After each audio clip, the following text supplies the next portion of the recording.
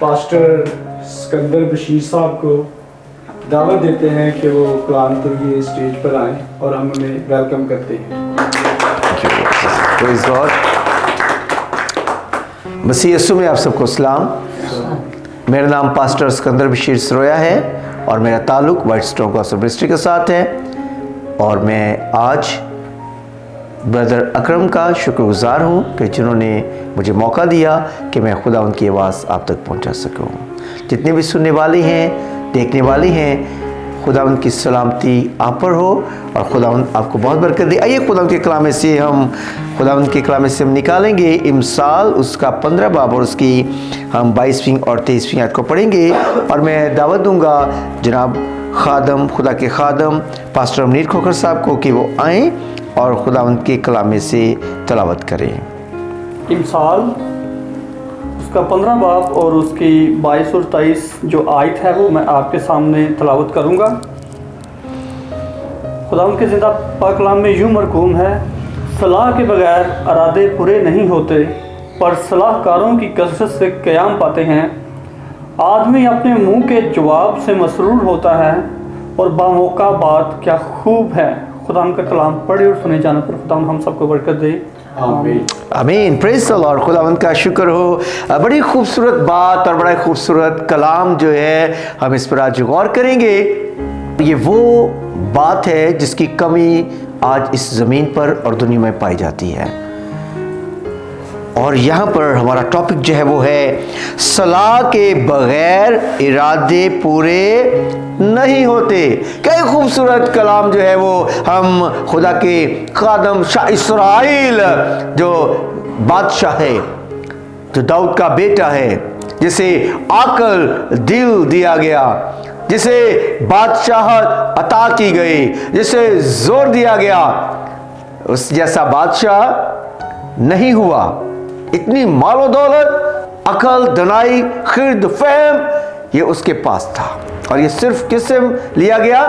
ये यहोवा से मांगा गया। ये यहोवा से कहा गया कि मुझे तेरी कौम के लिए, अपने लोगों के लिए इंसाफ करने वाला दिल अता कर। ये मशवरा, ये सलाह यहोवा के साथ की गई और फिर हम देखते हैं कि कैसे खुदावंद ने उसे ये चीज़ें अता की और हम देखते हैं यहाँ पर लिखा है सलाह के बगैर इरादे पूरे नहीं होते। सलाह के बगैर इरादे पूरे नहीं होते। बेशक इंसान जो है बड़ा ही कारीगर हो, बड़ा ही होशियार हो, बड़ा ही ज़हीन हो, लेकिन फिर भी ज़रूरत होती है कि हम मिलकर काम करें, हम मिलकर इन चीज़ों को पूरा करें।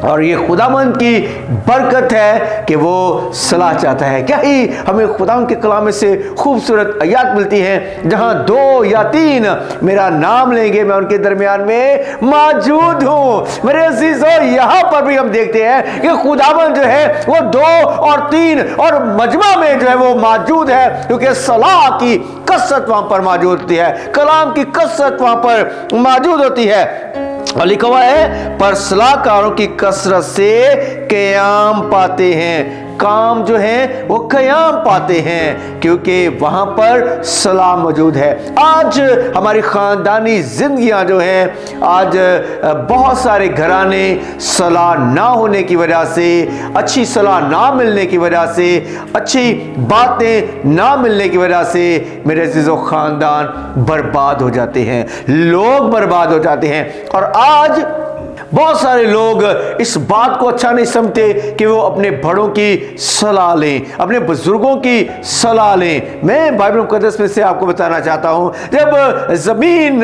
को बनाया जा रहा था तो खुदावंद यहोवा फरमाता है कि आओ हम इंसान को बनाएं, इंसान को बनाएं। यहाँ पर फिर मशवरा लिया जा रहा है। साथ खुदावंद जब वो अपने साथ अपनी टीम को लेकर चल रहा है कि फिर आओ मिलकर काम करें, आओ मिलकर आगे बढ़ें, आओ जमीन को जब वो अच्छा करें, आदम के लिए हम अच्छा सोचें। ये खुदा की मर्जी है। खुदा एक दूसरे के साथ राब्ते में रहना चाहता है। खुदावन जो है वो सलाह देता रहा है और हम देखते हैं कि आदम के साथ वो ठंडे पहरों में बातचीत करता था, सलाहकारी उनकी करता था, उन्हें सलाह देता था। ये खुदावन की मेहरबानी है। और फिर ये सिलसिला रुका नहीं है मेरे अजीजों। हम फिर पैदाइश में ही देखते हैं कि 18वें बाब में हम देखते हैं कि कैसे खुदा जो है जब सदूम और अमूरा को तबाह करने वाला था तो फिर अपने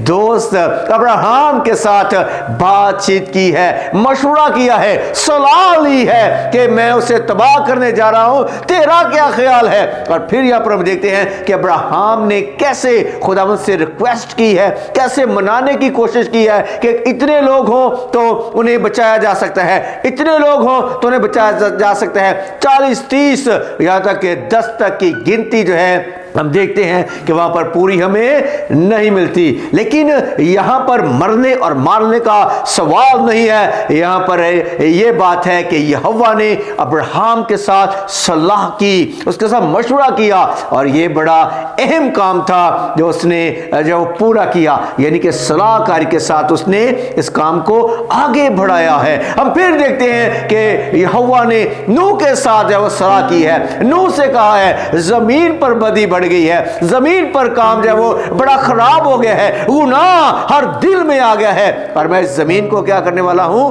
खत्म करने वाला हूं। और उसके लिए नूह के लिए यहोवा ने कश्ती का इंतजाम किया। मेरे अजीजों, हम देखते हैं कि सलाह जो है वो जिंदगियां बचाती है, लेकिन आज के दौर में लोग सलाह लेना पसंद नहीं करते और अक्सर ऐसी बात है कि जो सलाह देते हैं वह सलाह भी अच्छी नहीं देते।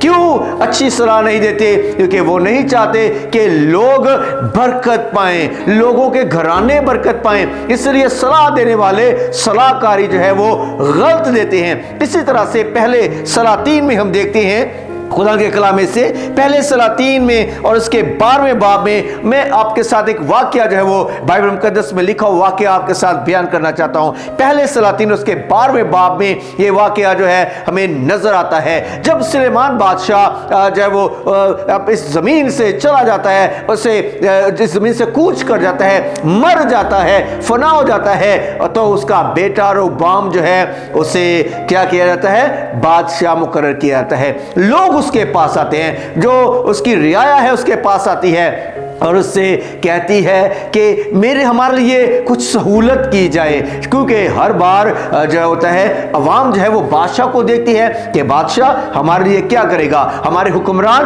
हमारे लिए क्या करेंगे। और इसी तरह से उस दौर में भी जो रियाया है, लोग हैं, वो बादशाह के पास आए और उससे कहा कि हमारे लिए क्या करेगा, तू कैसी सहूलतें देगा, तेरे बाप ने हमारे ऊपर बड़ा सख्त काम रखा था, हमारे ऊपर जुआ बड़ा सख्त रखा था, तू क्या चाहता है।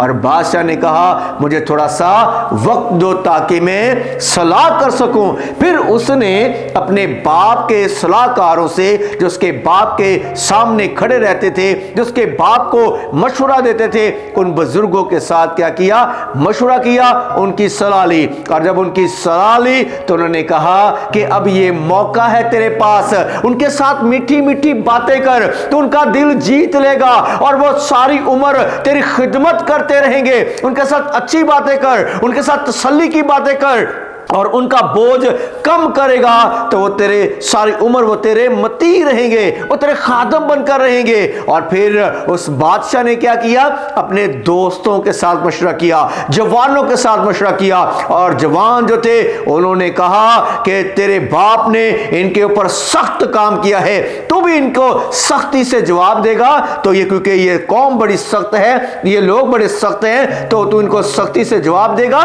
तो ये क्या करेंगे, ये तेरी बात को मानेंगे। तो उनसे कहना कि अगर मेरे बाप ने तुम्हें कोड़ों से ठीक किया है, मैं तुम्हें बिच्छुओं से ठीक बनाऊंगा, मैं तुम्हें बिच्छुओं से जब तुम्हारे ऊपर हुक्मरानी करूंगा, काम लूंगा तुमसे।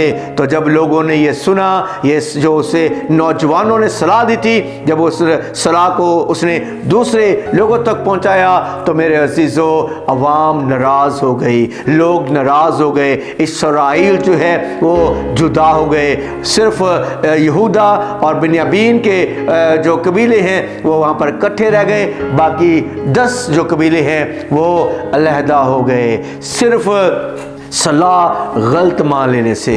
और इसी तरह से हमारे लोग जो हैं, जो गलत सलाह जब मान लेते हैं, फिर मेरे अजीजों यहाँ पर तो मुल्क टूटा है, फिर आज के दौर में लोगों के घर टूट जाते हैं। सलाह देने वाले अच्छी सलाह नहीं देते, बरकत की सलाह नहीं देते, सलाह गलत दे देते हैं, घर टूट जाते हैं, मियाँ बीवी का रिश्ता टूट जाता है, खानदानी रिश्ते टूट जाते हैं, और बहन भाई के रिश्ते में दरार आ जाती है, माँ बाप और बहन भाइयों के रिश्तों में दरार आ जाती है, जो दोस्त हैं उनके दरार आ जाती है, क्योंकि सलाहकारी अच्छी नहीं हुई है। जब सलाह अच्छी मिलेगी फिर बरकत मिलेगी, जब सलाह अच्छी होगी तो लोग बरकत पाएंगे। मेरे अजीजों, फिर खुदावंद कसरत से काम करेगा।